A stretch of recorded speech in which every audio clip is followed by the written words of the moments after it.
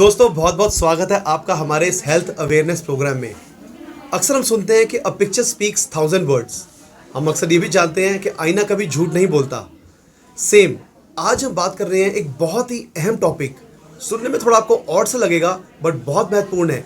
Please please please delete मत कीजिएगा। दोस्तों आज हम बात करेंगे हैंड राइटिंग के ऊपर। क्या हैंड राइटिंग भी हमारी पर्सनैलिटी बता सकती है? बहुत विचित्र क्वेश्चन है, लेकिन उम्मीद कर दूंगा आपको बहुत मज़ा आएगा ये एपिसोड देखने में। आज हमारे बीच जाने माने ग्राफोलॉजिस्ट मिस निधि जी मौजूद हैं। निधि जी बहुत बहुत स्वागत है आपका। निधि जी के साथ आस्था जी भी हैं जो कि अगेन एक ग्राफोलॉजिस्ट भी हैं। और जिस तरह हमने बात करी कि हैंड राइटिंग हमारी मेंटल हेल्थ से भी जुड़ी है, सो हमारे बीच साइकोलॉजिस्ट त्रिष्टा सदवानी जी अवेलेबल हैं। तो बहुत ही अच्छा होने वाला है एपिसोड। तीन सुंदर स्त्री बैठी हैं हमारे बीच में और हम चाहते हैं कि डिस्कशन भी बहुत अच्छी हो। तो आइए शुरू करते हैं निधि जी से। निधि मैम पहले बताइए ग्राफोलॉजी होती क्या है? ये क्या एक साइंस है या आर्ट है? नहीं, ग्राफोलॉजी एक साइंस है। It's a science of handwriting analysis. Handwriting से हम किसी भी इंसान की पर्सनालिटी, उसका कम्युनिकेशन, उसका करियर, इवन उसका इंटेलिजेंस तक बता सकते हैं। इंटेलिजेंस में हम लोग IQ लेवल टेस्ट नहीं करते, but we measure the EQ level, the emotional question of a person.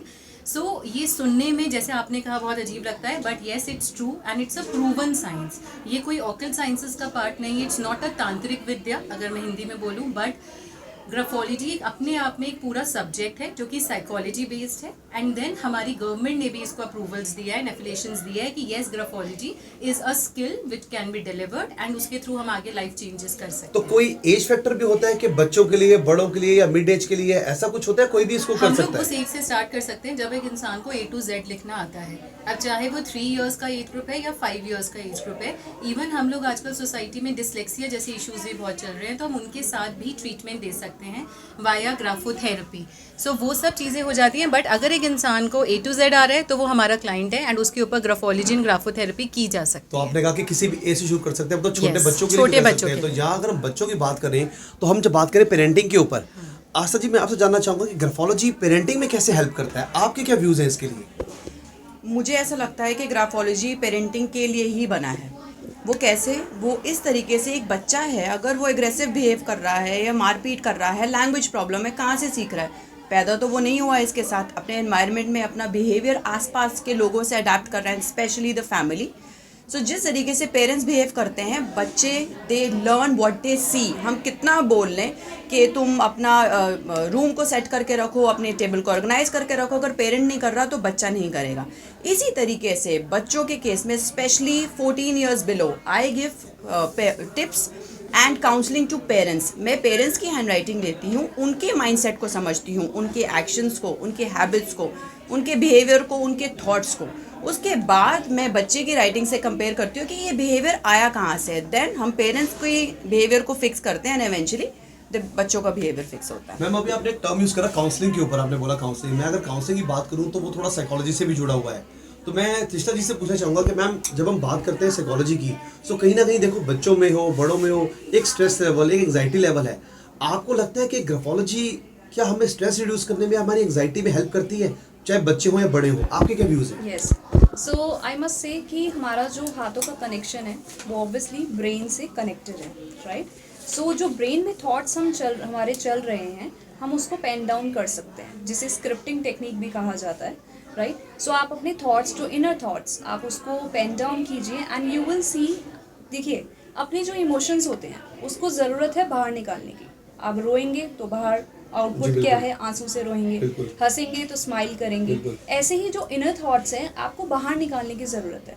अब आप उस सामने वाला अगर कोई नहीं भी हो, राइटिंग एक ग्राफोलॉजी में एक बहुत अच्छी बात यह है कि कोई नहीं भी हो तो आप अकेले भी कर सकते हैं बिना किसी सहारे के। मैं एक मिनट आपको यहाँ पे डिस्टर्ब करना चाहूंगा बीच में। आपने कहा डायरी लिखना।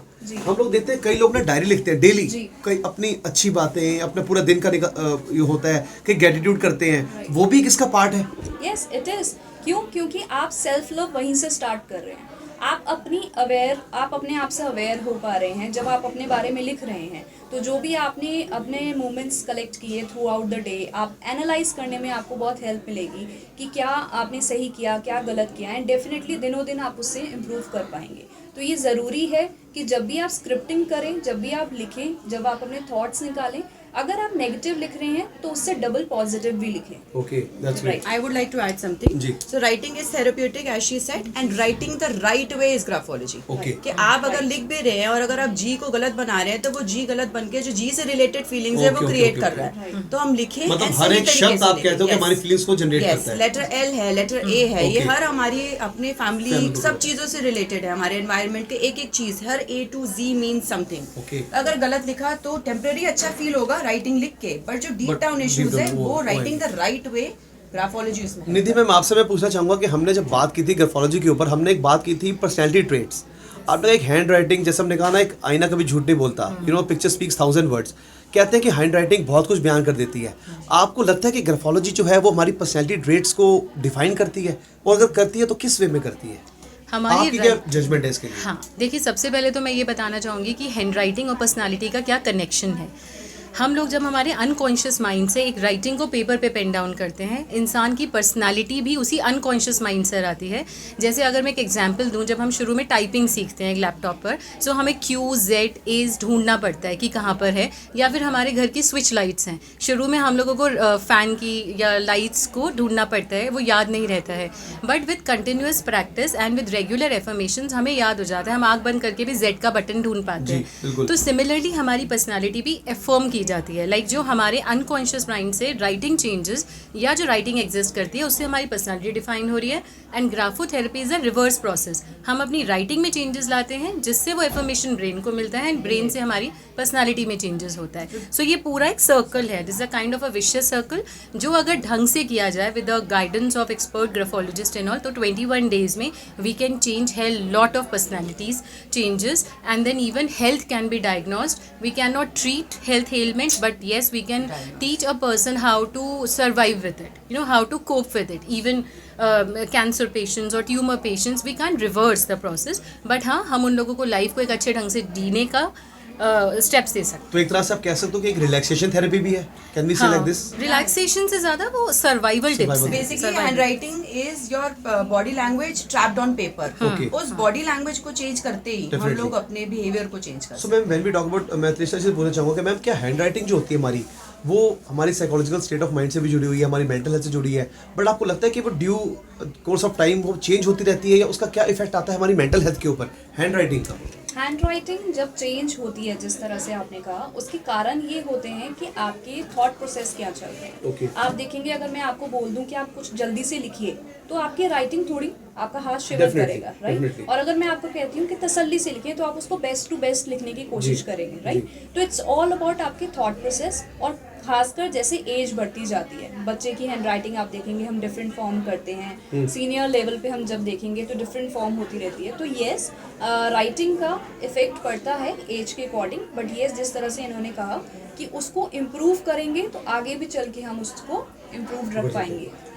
मैम, एक लास्ट क्वेश्चन पूछना चाहूँगा आस्था जी मैं आपसे। आजकल कॉर्पोरेट कल्चर बहुत चल रहा है, so when we talk about recruiting candidates, तो आपको लगता है कि कंपनीज भी कुछ ग्राफोलॉजी एक्सेस करती हैं ऐसे कि कैंडिडेट्स को रिक्रूट करने के कई लिए? कंपनीज करती हैं. मैम ने एक प्रोजेक्ट लिया था बैंक का, और American सबको Express. करना चाहिए आई थिंक, बिकॉज होता क्या है, इससे टाइम वेस्ट बहुत बचा है. लाइक फॉर करियर एनालिसिस मैंने कितने साल अपनी जिंदगी के अलग अलग चीजें करके निकाल दिए. Eventually I was made for this. ये मुझे ग्राफोलॉजी करने के बाद पता लगा मेरा टैलेंट. सिमिलरली कंपनी के लिए कि आप फ्रंट ऑफिस के लिए अच्छे हो, बैक ऑफिस के लिए अच्छे हो, मैथ्स के लिए अच्छे हो, किस चीज़ के लिए अच्छे हो, जब आपको पता लग जाएगा तो कंपनी का कितना टाइम, समय, उस इंसान का कितना जो करियर वेस्ट करते हैं फिगर आउट करने में. कॉस्टिंग, एक कंपनी की कॉस्टिंग जो कि वो अपनी लेबर टर्नओवर्स पर स्पेंड करती है on regular trainings and all, वो बहुत सेव होता है. तो इसलिए ग्राफोलॉजी का रिक्रूटमेंट प्रोसेस में बहुत मेजर रोल होता है, and with just the handwriting sample of the candidate हम उसकी प्लेसमेंट्स को जस्टिफाई कर सकते हैं. एंड सबसे बड़ी बात, हमारा टाइम कितना बचता है. हम कितने साल के कोई ऐसा काम कर रहे होते हैं जिसके लिए हम बने ही नहीं है. सो ग्राफोलॉजी कैन हेल्प दैट कि आप राइट करियर फिगर आउट कर पाओ, अपनी लाइफ का पर्पस ढूंढ पाओ. तो दोस्तों, देखा आपने ग्राफोलॉजी कितनी इंपॉर्टेंट है, हमारी ज़िंदगी का हिस्सा है हैंड राइटिंग, जिसको हम काफ़ी इग्नोर करते हैं और सोचते हैं चलो ठीक है जो लिख लिया, जैसा मर्जी लिख लिया, बट कोशिश करें कि अगर साफ हैंड राइटिंग लिखें और समझ आए सबको तो बहुत अच्छा लगेगा, क्योंकि हमारी पर्सनैलिटी कहीं ना कहीं हमारी हैंड राइटिंग से जुड़ी हुई है. बट इसका ये मतलब नहीं है कि अगर आपकी हैंड राइटिंग गंदी है या गलत है तो आप उसको नेगेटिव लें. जरूरी है ऐसा नहीं कि सुंदर है तो आप बहुत हाँ, अच्छी बिल्कुल personality बिल्कुल बिल्कुल, है. मैं वही कहना चाहता हूँ. So ऐसा नहीं है कि अगर आपकी हैंडराइटिंग बहुत सुंदर है तभी आपकी पर्सनैलिटी सुंदर है, ऐसा बिल्कुल नहीं है. ये जस्ट एक आर्ट है, एक ह्यूमन साइंस है जो हमारे एक अंदर वाली फीलिंग्स है जो आ रही हैं. सो ऐसा कोई इशू नहीं है कि हैंड राइटिंग अच्छी हो या बुरी हो, है तो आपकी हैंड राइटिंग ही। सो उम्मीद करते हैं आपको प्रोग्राम बहुत पसंद आया होगा। और हम तो दोस्तों हम उम्मीद करते हैं आप सभी स्वस्थ रहें, व्यस्त रहें और मस्त रहें। Thank you so much.